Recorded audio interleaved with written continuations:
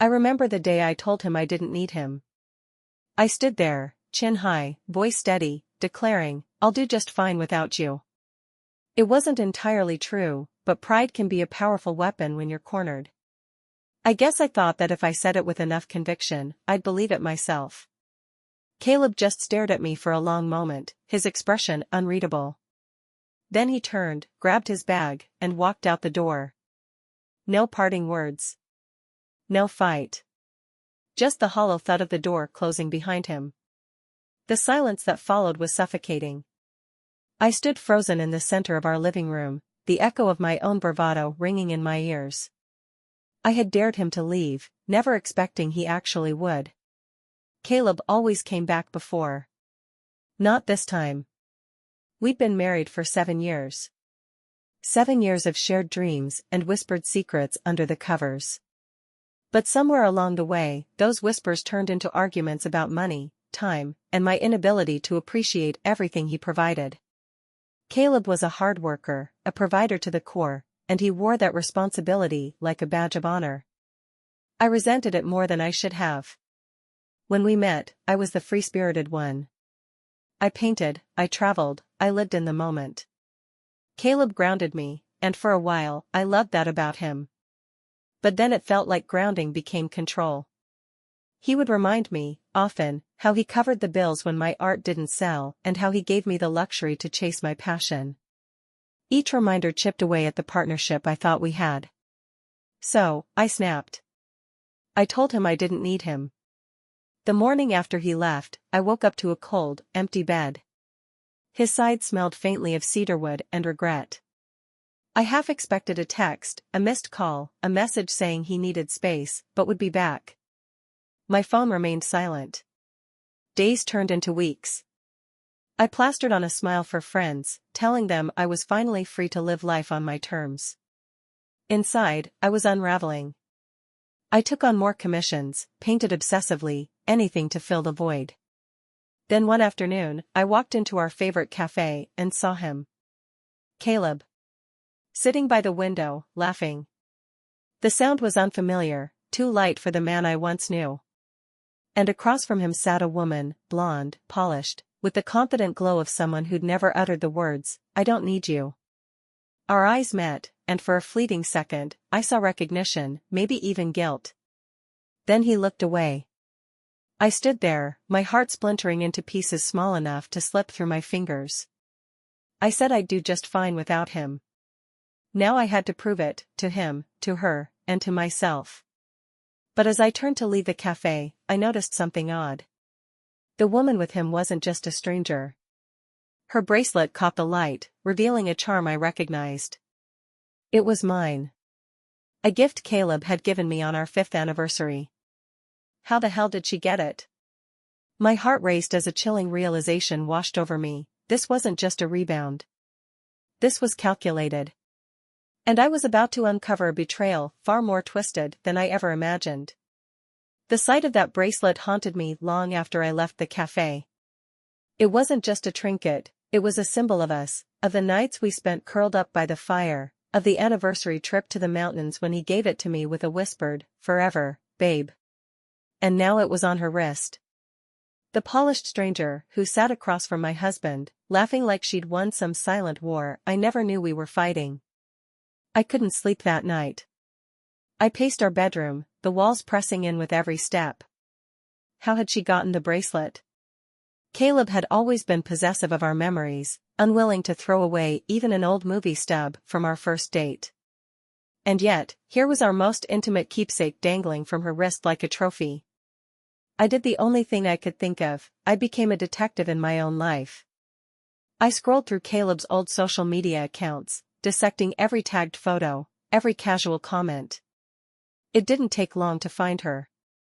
Her name was Olivia Sinclair. Event planner.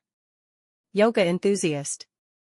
The kind of woman who posted motivational quotes like "Gratitude turns what we have into enough" beneath photos of avocado toast and crystal bracelets. My bracelet. Her profile was an open book, and I devoured every page. There she was, smiling at a vineyard 2 months ago, Caleb's favorite place. posing at the art gallery where we once spent our second anniversary. She wasn't just with him now, she had been with him for months, maybe longer. My stomach twisted as I scrolled further. A post from a year ago caught my eye, so grateful for the incredible people who light my path. #soulmate, #blessed. Beneath it, a comment from Caleb, lucky to be part of your journey. The date made me go cold. It was from the week he'd surprised me with a spa weekend, claiming he had a business conference. He hadn't just lied, he'd built an alternate reality with her, brick by deceitful brick. By morning, I had a plan. I wasn't going to cry or beg. I was going to learn everything about Olivia Sinclair. And then I was going to make sure she regretted ever touching what was mine. I spent the next week unraveling Olivia Sinclair's life.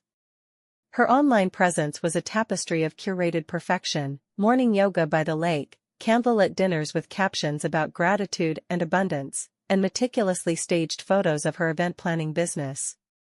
But beyond the filters and smiles, I sensed something darker. Her posts were sprinkled with hints of someone else's influence. Subtle phrases Caleb often used, work hard, stay grounded, trust is earned, were woven into her captions. The realization hit me like ice water, he wasn't just cheating on me with her. He was molding her into a version of me. The next night, I followed Caleb.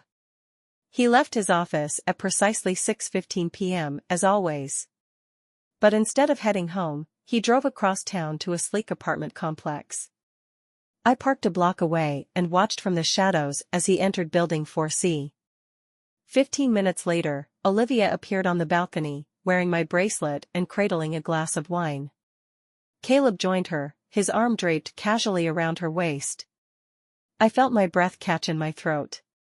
They were laughing, completely at ease, while my world was collapsing. But I didn't just feel anger, I felt curiosity. What did she have that I didn't? And why did Caleb feel the need to create a mirror image of our life with her? The following day, I made an appointment with Olivia Sinclair Events. Under a fake name, I requested a consultation for a high-profile art gala. She agreed to meet me at a downtown cafe, the same one where I'd first seen her with Caleb. When she walked in, I almost laughed. Up close, she was a pale imitation of the confident woman I'd imagined. Her smile was tight, her laugh practiced. She wore my bracelet but paired it with uncertainty. "Hi, I'm Anna," I said, extending my hand. "Olivia," she replied, shaking it lightly. "So, tell me about this gala." "Oh, it's more than just an event," I said, leaning forward. "It's about revealing the truth beneath the surface." Her smile faltered. "Good. I want it to be unforgettable," I continued. "A night people will talk about for years. With surprises, twists, maybe even a few secrets coming to light." She swallowed hard, her fingers brushing the charm on her bracelet. "I think we can make that happen," she said, voice trembling. "Perfect," I said. "Let's make sure it's a night no one forgets." The night of the gala arrived with the promise of revelations. I'd spent weeks meticulously planning every detail, orchestrating the event like a conductor preparing for a symphony of truth. Olivia had been eager to impress, curating every element with obsessive precision. The venue was breathtaking, an old Art Deco theater with gilded ceilings and crimson velvet curtains. But beneath its elegance, I'd planted the seeds of chaos. I stood in the shadows, watching guests arrive. The city's elite filtered in, oblivious to the undercurrents beneath their feet. Caleb arrived at precisely 7:30 p.m., his hand resting on the small of Olivia's back. She wore a black gown, elegant and sleek. My bracelet caught the chandelier's light, a mocking glint that fueled my resolve. "Everything looks perfect," Olivia whispered as she passed me. "Yes," I replied. "Perfect." The gallery featured abstract pieces exploring themes of identity and deception, art imitating life. As the crowd mingled, I excused myself and slipped backstage. There, a laptop waited, connected to the projector that displayed rotating images on the grand screen. I took a deep breath and pressed play. The music softened, replaced by the sound of laughter. Caleb's laughter. The screen illuminated with a video, him and Olivia on the balcony of her apartment, sharing wine and stolen kisses. Gasps echoed through the theater. Olivia froze, hand flying to her mouth. Caleb went rigid beside her. The images shifted, texts, emails, photos chronicling their affair. And then, the final slide, a screenshot of Caleb's message from a year ago, beneath Olivia's post, "Lucky to be part of your journey." The room erupted in whispers and disbelief. Caleb spun to face me, eyes blazing. "You did this?" "Me?" I said, stepping into the light. "I just revealed the truth. Isn't that what we always said we valued most?" Olivia backed away, tears streaming down her face. "You said you loved me," she whispered to Caleb. "He did," I said softly. "But he also loved me." And, apparently, anyone who echoed his words back to him. The crowd began to disperse, some snapping photos, others shaking their heads. Caleb's career would never recover from the public spectacle. I walked to the center of the stage, my heels clicking against the polished floor. "Ladies and gentlemen," I said, voice steady, "thank you for attending tonight's gala. Truth, as you've seen, has many layers. Enjoy the rest of your evening." The curtain fell. Behind it, I stood alone, heart racing. I'd won. But as the adrenaline faded, I wondered if revenge ever truly tastes as sweet as we imagine. The silence answered me, it doesn't. The aftermath of the gala spread like wildfire.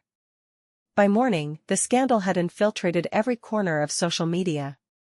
Betrayal at the art gala trended for hours, with countless posts dissecting the drama. Videos of Caleb's stunned expression, Olivia's tearful retreat, and my calm, calculated exit circulated with captions like "Revenge, served cold" and "The art of betrayal." I sat in my kitchen, scrolling through the headlines. My coffee had gone cold, untouched. I should have felt satisfaction. Instead, there was an eerie emptiness, like standing in a house after the party ends, surrounded by echoes of laughter that no longer belonged to you. My phone buzzed. Unknown number. "Hello?" Silence, then a familiar voice. "Was it worth it?" "Caleb." My grip tightened. "Seeing the truth laid bare?" "Yes." "You destroyed everything," he said, voice low.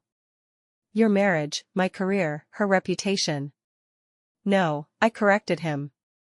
"You destroyed it when you handed her my bracelet and called her your soulmate." "I just turned on the lights."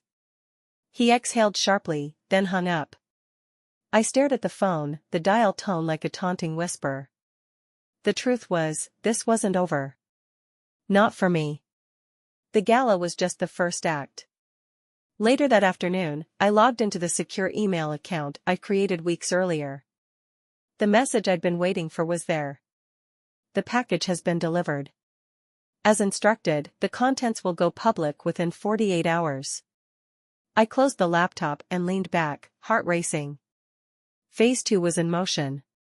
I hadn't simply exposed Caleb and Olivia's affair, I'd dug deeper. Bank records, offshore accounts, unexplained wire transfers, all leading to a business Caleb swore never existed. A business tied to Olivia's event planning firm.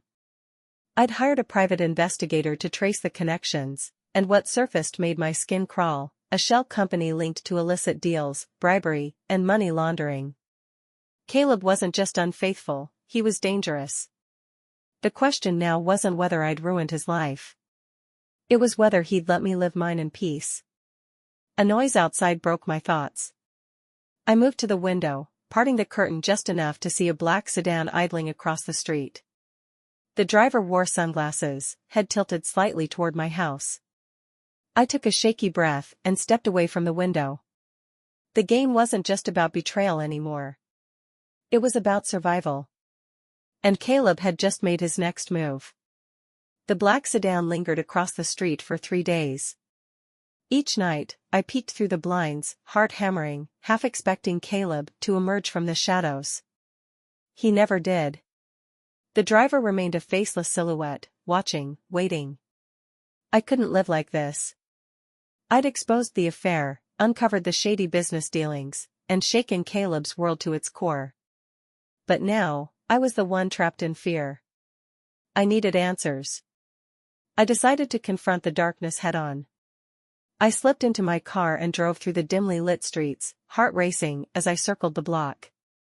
When I returned, the sedan was gone. But my relief was short-lived. A manila envelope rested on my doorstep. I hesitated before picking it up. Inside were photographs, me at the cafe with Olivia, me at the art gala, me at my kitchen window peeking through the blinds. A single note accompanied the images: "You went too far." Panic surged through me. Caleb was playing a new game now, one with no rules. I couldn't face this alone. I called Detective Ramirez, the investigator who'd helped me uncover Caleb's illicit activities. "I was expecting your call," Ramirez said after I explained everything. "What do you mean?" "Your husband's been busy," he said grimly. "We traced his transactions. Offshore accounts, yes. But there's more. Payments to a known fixer. Someone who makes problems disappear." I gripped the phone tighter. "Disappear how?" "You need to leave," Ramirez said. "Now." I packed a bag within minutes, grabbing essentials, my laptop, and the bracelet Caleb had once given me, the same one Olivia flaunted. I hesitated by the front door, my fingers brushing the cool metal. Then I remembered the gala footage. I reopened my laptop and uploaded every file, every transaction, every damning piece of evidence to a secure server. My finger hovered over "Send to media outlets." "Not yet," I whispered. This was my last card, and I needed to play it right. I drove to a motel on the outskirts of town, paranoia my only companion. By morning, the news broke: Caleb Sinclair had been arrested. Charges ranged from financial crimes to conspiracy. I exhaled deeply. It was over. Or so I thought. 3 weeks later, I received an anonymous email with a single video attachment. I clicked it, dread knotting my stomach. The footage showed Caleb in an interrogation room. He leaned forward, smirking at the camera. "You think you've won," he said. "But you have no idea who you've crossed." The screen faded to black, leaving me in silence. The war was far from over.